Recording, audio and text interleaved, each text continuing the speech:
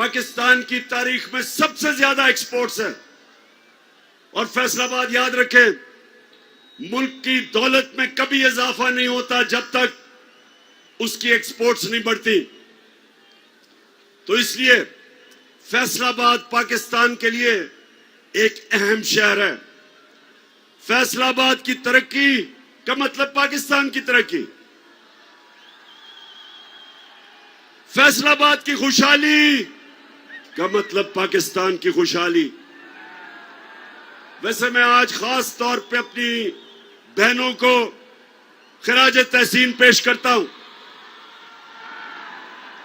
इतनी तादाद में मैंने कभी आपको नहीं देखा, और इससे मुझे आपको, नौजवानों, आपको भी खिराज तहसीन आपको भी पेश करता हूं।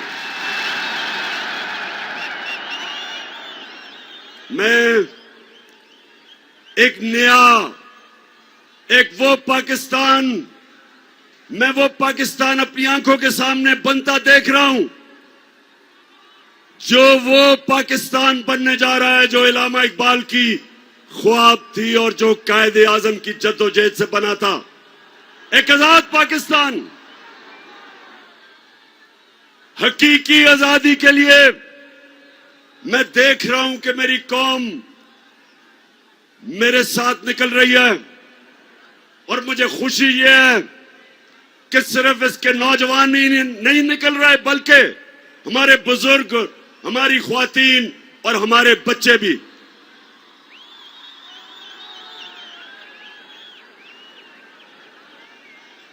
तो फैसलाबाद, सवाल आपसे यह है कि क्या इस्लामाबाद की आपकी तैयारी है?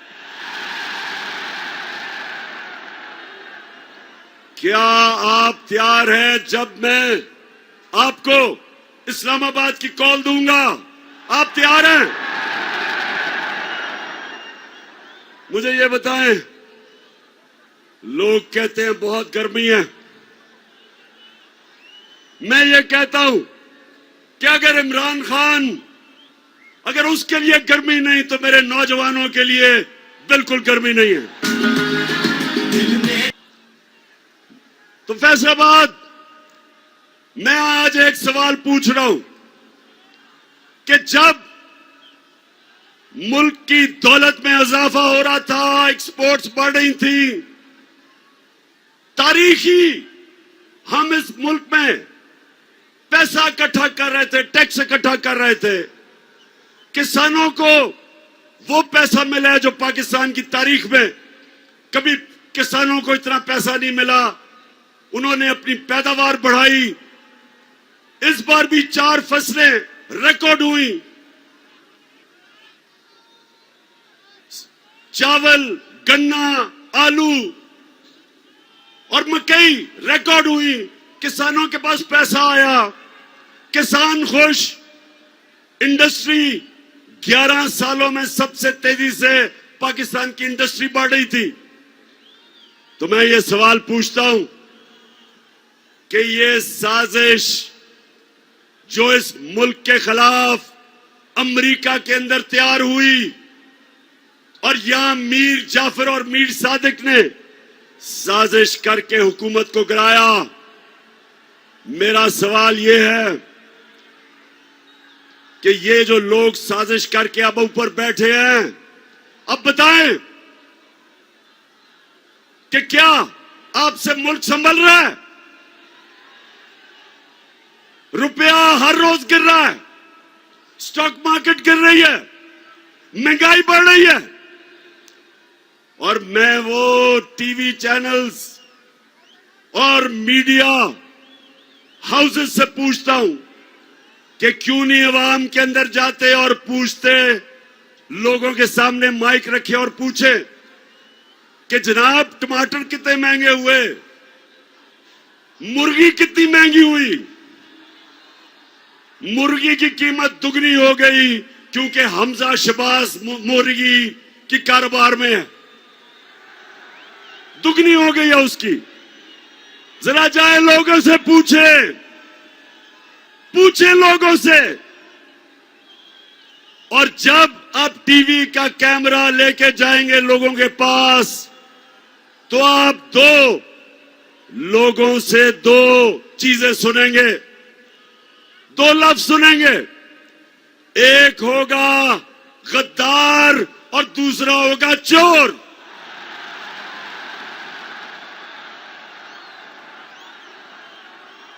अब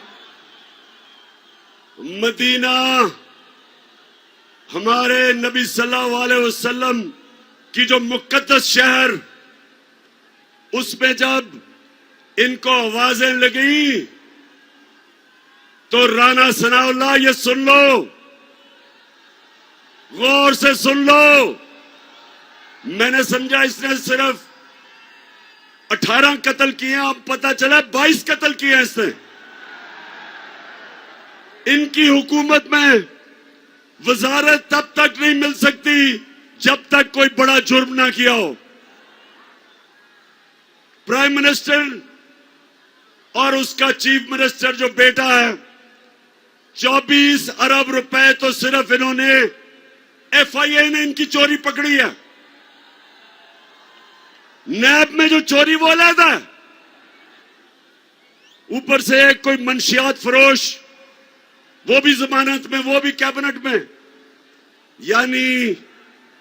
और सबसे बड़ा जो डाकू आसिफ जरदारी, वो गॉडफादर बन के बैठा है।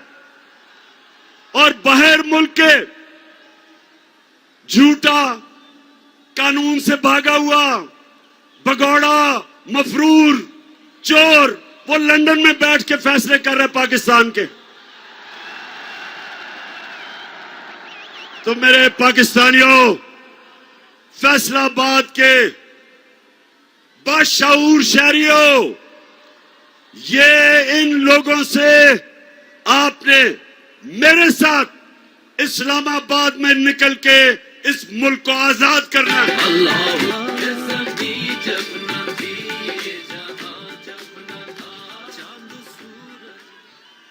फैसलाबाद, अच्छा फैसलाबाद, गर्मी तो नहीं लग रही? देखें, आपका कप्तान तो अपनी जिंदगी के कोई 20-25 साल धूप के अंदर क्रिकेट खेल के उसको तो गर्मी नहीं लगती, लेकिन मुझे आपकी फिक्र है थोड़ी सी। माशाल्लाह, ये कौम, ये जो पाकिस्तानी कौम है, अभी इसने अपने असल मुकाम पे पहुंचना है। हमारा नजरियाती लीडर इलामा इकबाल ने कहा था कि उस रिस्क से मौत अच्छी है जिस रिस्क से आती है परवाज में कोताही। फैसलाबाद इसका मतलब कि गुलामी से बेहतर मौत है।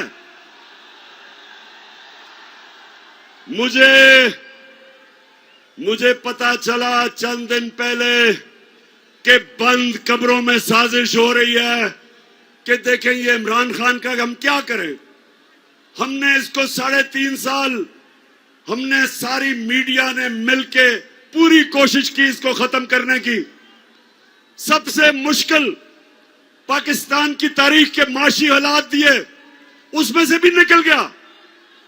फिर 100 साल में एक दफा इतना बड़ा बुरहान आता है जो कोरोना का था। हिंदुस्तान में तबाही आ गई, 55 लाख लोग वहां मर गए कोरोना से, माइशत उनकी बैठ गई।